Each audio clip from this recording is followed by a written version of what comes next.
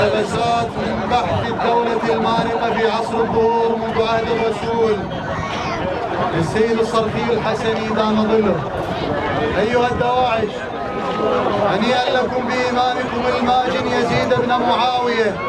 قال الذهبي في سير أعلام النبلاء الجزء الرابع بخصوص يزيد بن معاوية: كان قويا شجاعا ذا رأي وحزم وفطنة وفصاحة، وله شعر جيد، وكان ناصبيا فظا غليظا جلفا يتناول المسكر ويفعل المنكر.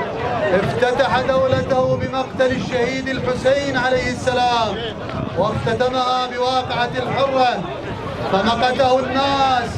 فهنيئا لكم أيها الدواعش، أيها التكفيريون، يا أتباع ابن تيمية، بخليفتكم وإمامكم وزعيمكم يزيد بن معاوية الناصبي الفظ الجلف شارب المسكر وفاعل المنكر وقاتل الحسين الشهيد عليه السلام ومبيح المدينة.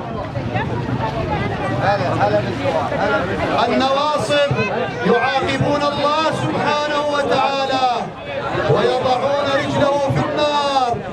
في صحيح مسلم كتاب الجنة وصفة نعيمها وأهلها: حدثنا محمد بن عبد الله الرزي حدثنا عبد الوهاب بن عطاء في قوله عز وجل: يوم نقول لجهنم هل امتلأت وتقول هل من مزيد.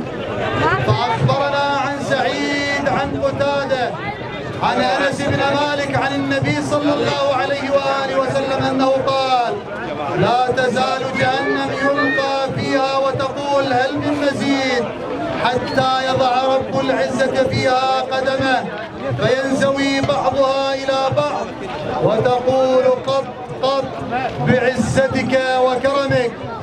فيا ترى هل سيجرؤ أو جرى التكفيريون المارقة على الله تعالى الصحابة؟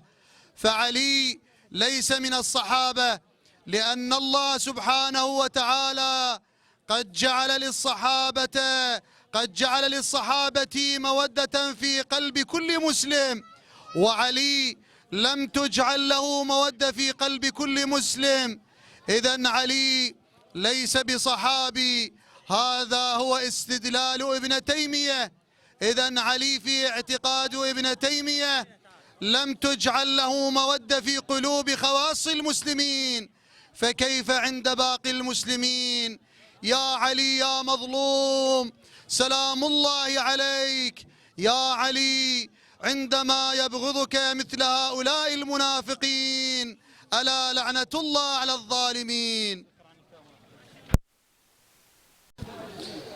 السيد الصرخي الحسني دام ظله يناقش آراء الدواعش ويفندهم في بحث الدولة المارقة في عصر الظهور منذ عهد الرسول صلى الله عليه وآله.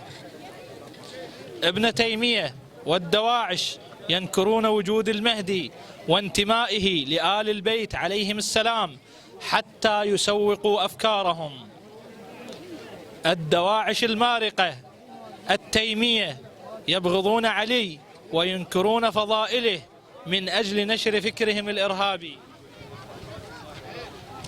الدواعش المارقة ينكرون القرآن وأهل الكهف لكونهم مسردبين في الكهف حتى لا تثبت فكرة الإمام المهدي المسردب.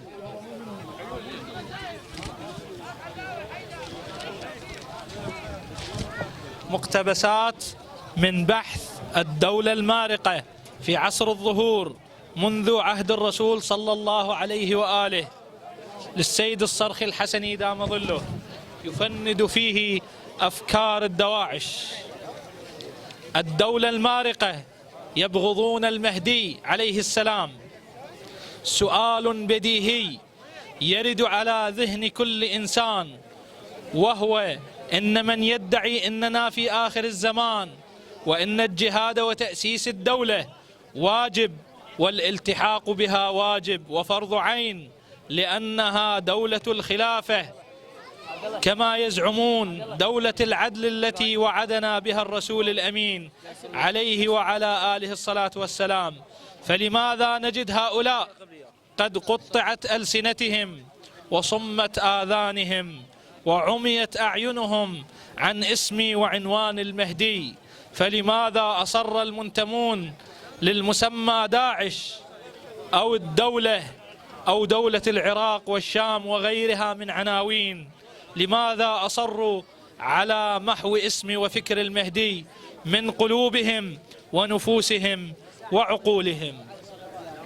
أيها المارقون الدواعش، لا معنى لإنكار المهدي. أيها التكفيريون، أيها النواصب، أيها المارقة، لا معنى لإنكار المهدي ووجوده وخروجه في آخر الزمان وانتمائه لرسول الله صلى الله عليه وآله وسلم. إنه من ولد فاطمة عليه السلام، لأن خروج المهدي من معتقدات أهل السنة، ومن ينكر المهدي فليس منهم ولا من علمائهم.